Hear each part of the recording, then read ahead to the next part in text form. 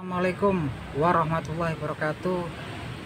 Selamat sore para sedulur YouTube, ketemu lagi dengan saya Agung Wijanarko, masih di Omah Kayu, Bantul, Yogyakarta. Para sedulur YouTube, ini suasananya lumayan agak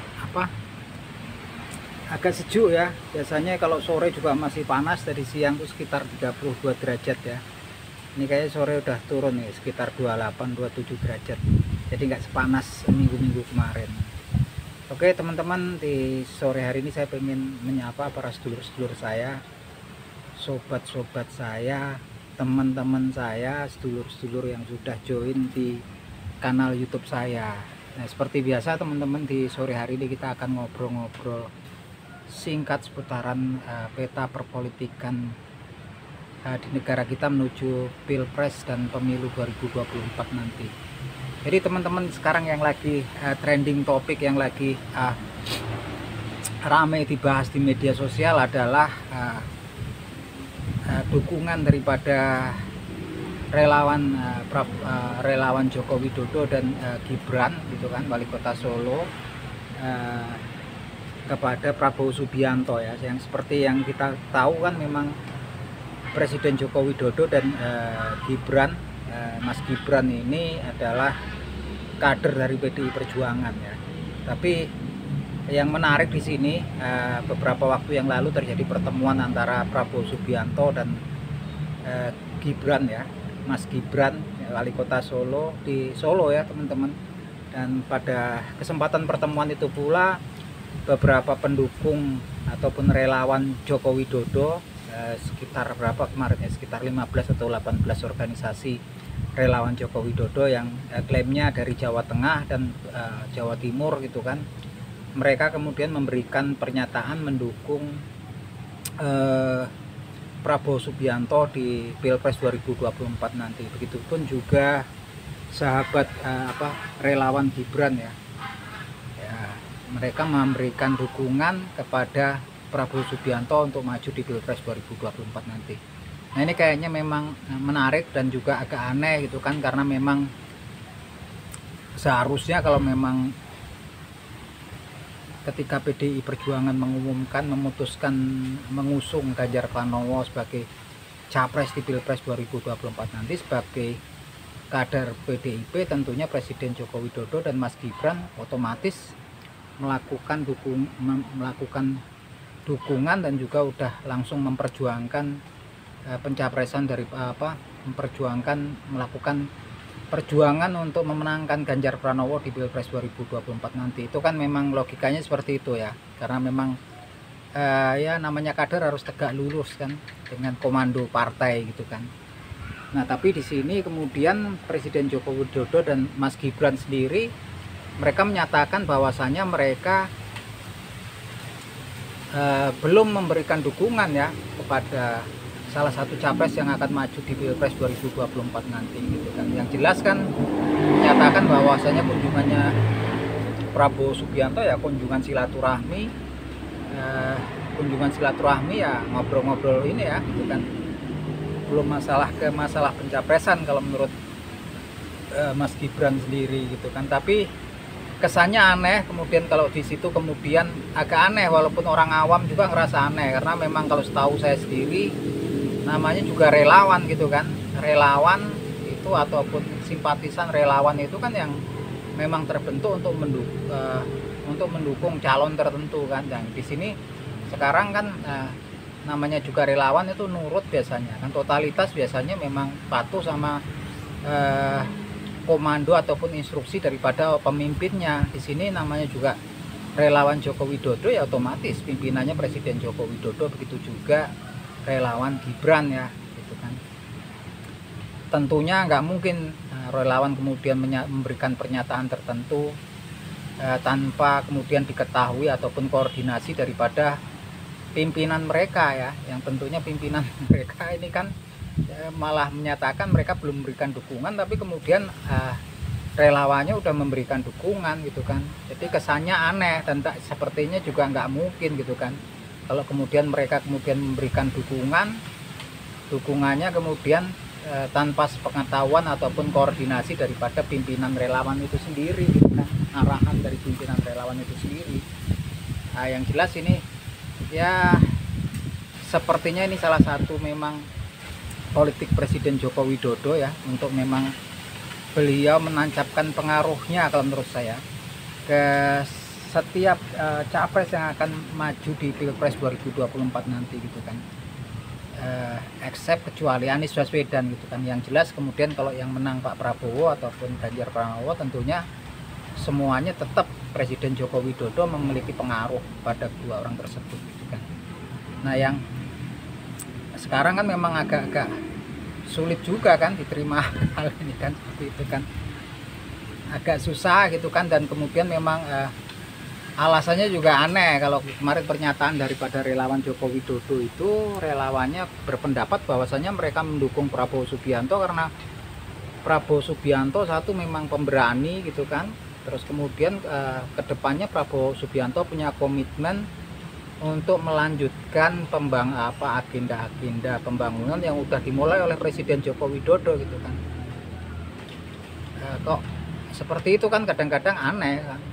Artinya gitu kan, sebetulnya kalau yang menang pun Ganjar Pranowo, kalau mereka pun mendukung Ganjar Pranowo, tentunya Pak Ganjar Pranowo pun juga akan meneruskan melanjutkan agenda-agenda pembangunan yang udah dimulai di zaman Presiden Joko Widodo gitu kan. Itu sebetulnya kalau alasannya juga nggak bisa diterima akal gitu, kalau tapi namanya juga memang demokratis. Yang jelas ini banyak yang simpang siur karena kemarin juga waktu musra dikabarkan bahwasanya malah Presiden Joko Widodo itu ada 3 nama ya yang dihasilkan oleh musra, yaitu Erlangga Hartarto, kemudian Prabowo Subianto, dan Ganjar Pranowo gitu kan. Kalau yang Ganjar Pranowo kan memang ya namanya partainya Presiden Jokowi gitu, tapi kalau yang dua ini kan di luar partai PDI Perjuangan gitu kan. Dan memang reaksinya sangat keras teman-teman, beberapa saat kemudian juga banyak reaksi kalau saya lihat juga di media sosial, komen-komennya itu keras banyak ya, tentunya dari beberapa pendukung akan rumput ataupun simpatisan PDI Perjuangan gitu kan. Pernyataannya ya secara nggak langsung gitu kan, kayak Pak F.E. Rudi yang dari Solo juga sempat memberikan pernyataan bahwasanya yang mengkhianati Ibu Megawati Soekarno Putri ya siap-siap nanti dapat dilaknat oleh Tuhan, yaitu kita nggak tahu arahnya kemana kan. Yang jelas itu ada pernyataan-pernyataan keras dari tokoh-tokoh yang memang tokoh-tokoh yang memang pendukung ataupun anggota kader PDI Perjuangan. Walaupun kita nggak tahu arahnya kemana, tapi nggak disebutkan langsung sasaran tembaknya siapa, tapi ya mungkin gambarannya, mungkin dugaannya kan arahnya juga bisa kita kira-kira gitu kan dari seputaran peristiwa yang barusan terjadi itu kan. Walaupun memang banyak juga banyak komen-komen keras gitu kan. Terlepas dari itu semua, memang saya pikir memang ini salah satu politik Joko Widodo di era akhir kepemimpinannya teman-teman. Karena kan memang agar nanti yang menang memang juga masih dalam pengaruh Presiden Jokowi. Bahkan kalau menurut saya, kalaupun nanti capresnya itu ada 4 gitu kan, pasti kalau yang 3, kalau yang bukan Anies Baswedan juga pastinya Presiden Joko Widodo akan memberikan dukungan gitu kan, akan memberikan dukungan semua ketiga capres ya gitu kan. Artinya kalau siapapun yang menang nanti masih Presiden Joko Widodo masih memiliki pengaruh yang kuat pada capres yang akan menang nanti di Pilpres 2024 nanti gitu. Tapi yang jelas juga ketika nanti, saya pikir ketika nanti bulan Oktober ya gitu kan, kemudian proses capresnya itu sudah pasti didaftarkan gitu kan, tentunya juga nggak bisa mengelak lagi pastinya nanti secara lugas Presiden Joko Widodo gitu kan otomatis akan menyatakan harus. Kalau sekarang kan masih belum bisa ditebak kan gitu kan. Walaupun gambarnya udah jelas beliau dekat dengan Prabowo Subianto, kemudian relawannya juga sebagian masih menunggu instruksi beliau seperti yang terjadi di musra kemarin kan, arahnya komandonya dukung siapa, dan totalitas mereka loyal pada Presiden Jokowi, menunggu perintah Presiden Jokowi. Kalau yang kemarin-kemarin juga kan aneh nih kan yang terjadi di Solo ini kan. Tapi yang jelas kan gambarnya kita udah tahu. Tapi kalau nanti proses sudah pendaftaran di bulan Oktober tuh baru tuh agak kita akan nunggu gitu kan. Pasti nggak bisa mengelak lagi Presiden Joko Widodo ataupun Mas Gibran tentunya akan mendukung siapa di situ kan gitu kan. Dan pastinya kalau kemudian mendukung kader di luar partai PDI Perjuangan tentunya juga ya pastinya ada gesekan lah gitu kan ya, karena nggak mungkin seorang kader partai kemudian yang memang mereka disukses kurang lebih sedikit banyak karena apa dukungan partai gitu kan, dari dukungan partai tempat mereka bernaung kemudian mendukung calon di luar partai mereka itu sebenarnya kayaknya memang agak susah dimengerti gitu kan. Walaupun kalau menurut saya di dalam posisi Presiden Joko Widodo di akhir kepemimpinan beliau gitu kan, tentunya beliau akan mengamankan posisi beliau gitu kan. Salah satunya dengan menancapkan pengaruh di setiap capres yang kemungkinan yang siapapun nanti yang menang di Pilpres 2024, Presiden Joko Widodo akan memiliki pengaruh di presiden berikutnya. Itu mungkin seperti itu kan gambarannya gitu kan. Kecuali Anies Baswedan di sini kan.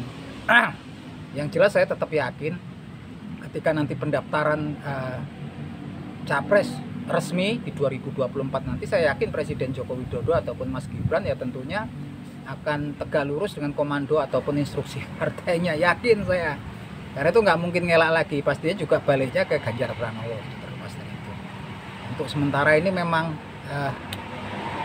masih ini ya, masih banyak intrik-intrik lah gitu kan, banyak intrik-intrik gitu kan. Kalau yang kita lihat malah yang lebih adem nih Anies Baswedan ya. Anies Baswedan sekarang kan yang memang lagi seru kan antara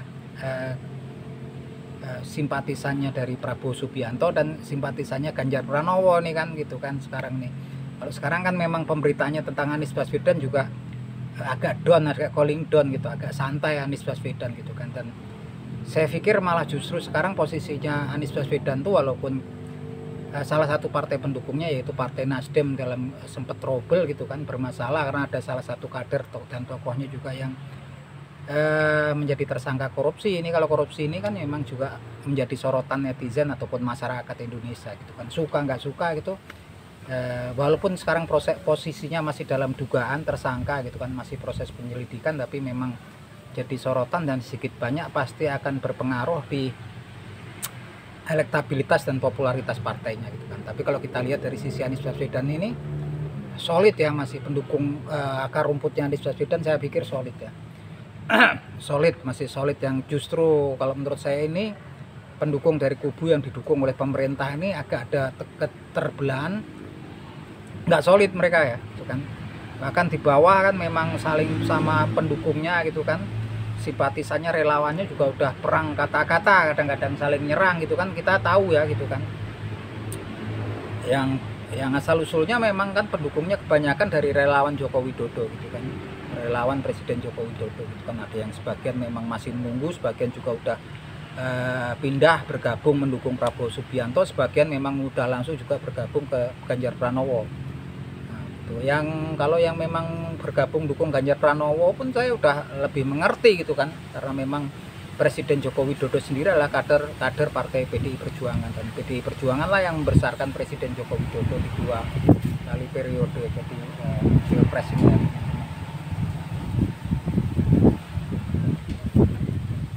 Ini sambil jalan-jalan teman-teman, udaranya lumayan ini. Tapi yang terlepas dari itu memang kondisinya memang lagi kayak ini ya, kurang solid memang. Kalau kita lihat memang apapun tampaknya diakur-akurin, tampak sekali kalau mereka juga posisinya kurang solid nih, koalisi yang didukung oleh pemerintah itu kan. Terlepas dari itu kita masih menunggu, apalagi juga proses menunggu ini kan kita juga melihat apa posisi cawapres yang akan nanti mendampingi para capres ini kan juga kan, kita masih menunggu prosesnya. Ini lokasi rumah saya teman-teman di Yogyakarta, samping sungai, saya agak menjauh karena di situ biasanya banyak nongkrong orang mancing gitu kan. Nah yang jelas memang ini juga menarik untuk diobrolin, diskusi, dan memang manuver-manuver yang dilakuin oleh tokoh-tokoh senior di perpolitikan negara kita gitu kan, ketika dalam perjalanan ke Pilpres 2024 nanti. Terlepas dari itu teman-teman, siapapun nanti yang terpilih gitu kan, mau pendukungnya mau Anies Baswedan ataupun Presiden Ganjar Pranowo ataupun Prabowo Subianto, kalau menurut saya sih ya mereka pasti putra terbaik bangsa, aset terbaik bangsa gitu kan. Saya sendiri pun berharap ya yang terbaik lah gitu kan. Saya adalah simpatisan ataupun pendukungnya Anies Baswedan, walaupun saya bukan relawannya gitu kan. Saya selalu bikin konten memberikan informasi yang positif, memberikan fakta-fakta tentang Anies Baswedan, tapi tetaplah sebagai supporternya saya berusaha menjadi ya supporter yang baik gitu, karena memang senang untuk kumpul-kumpul, ngobrol-ngobrol gitu kan. Walaupun memang ketika bikin konten kemarin banyak sekali ya komen-komen yang keras gitu kan, yang kadang-kadang agak nggak sopan gitu, penuh kebencian gitu kan, ketika saya bikin konten-konten tentang Anies Baswedan gitu kan. Tapi saya hargai lah, karena memang salah satu cara untuk menghargai pembenci itu adalah membiarkan mereka untuk mengungkapkan kebenciannya gitu kan. Kita terima gitu kan, kita ikhlasin aja gitu kan, karena sepertinya ya kebencian itu adalah salah satu, mengungkapkan kebencian itu adalah salah satu kebahagiaan dari seorang pembenci gitu kan. Jadi saya juga gak respon, saya juga cuekin aja gitu kan. Dan dalam bikin konten-konten ini tetap saya memang posisinya, walaupun mendukung Anies Baswedan, saya tetap posisinya juga tetap menghargai calon-calon yang lain gitu kan. Ini sekedar analisa, obrolan sore gitu kan. Kebetulan ini kan ngisi waktu luang lepas sore gitu. Ada waktu luang saya pengen ngobrol-ngobrol, karena memang saya tahu media sosial tuh kalau menurut saya saat ini menjadi salah satu alat terkuat ya, betul. Alat terkuat yang memang untuk bisa mengontrol kontrol sosial, kontrol pemerintahan, dan juga kontrol sosial, pembangunan juga bisa dikontrol dengan media sosial. Kita kan ngerti kemarin kasus-kasus besar gitu kan, seperti kasus Verdi Sambo gitu kan, memang akhirnya juga karena memang viral, kemudian di netizen di media sosial juga viral, akhirnya juga kasusnya juga yang sebetulnya hampir impossible untuk terbongkar, kebetulan akhirnya terbongkar gitu kan. Terus terakhir kasus-kasus ada juga jalan-jalan yang rusak di Lampung itu kan, yang setelah viral di media sosial ya kemudian Presiden Joko Widodo juga langsung respon, langsung datang ke sana, ya alhamdulillah itu kan. Kemudian mulai kan dibangun lagi gitu jalan-jalan yang udah rusak, walaupun memang sebetulnya nggak perlu viral di media sosial, tapi artinya di sini media sosial itu merupakan salah satu alat terkuat untuk kontrol sosial, kontrol pemerintahan, juga kontrol untuk jalannya pembangunan gitu kan. Makanya saya suka, senang untuk kumpul-kumpul dengan teman-teman sedulur-sedulur di media sosial yang saya punya. Kebetulan saya punyanya ini channel YouTube, moga-moga menghibur teman-teman gitu kan. Dan nggak lupa teman-teman komen kalau ada analisa-analisa saya yang memang mungkin nggak sepaham, nggak sejalan dengan teman-teman, menurut pendapat teman-teman, teman-teman bisa komen biar bisa kita untuk diskusi bersama. Oke gitu teman-teman, salam seduluran dari saya Agung Wijanarko dari Yogyakarta. Yuk cus.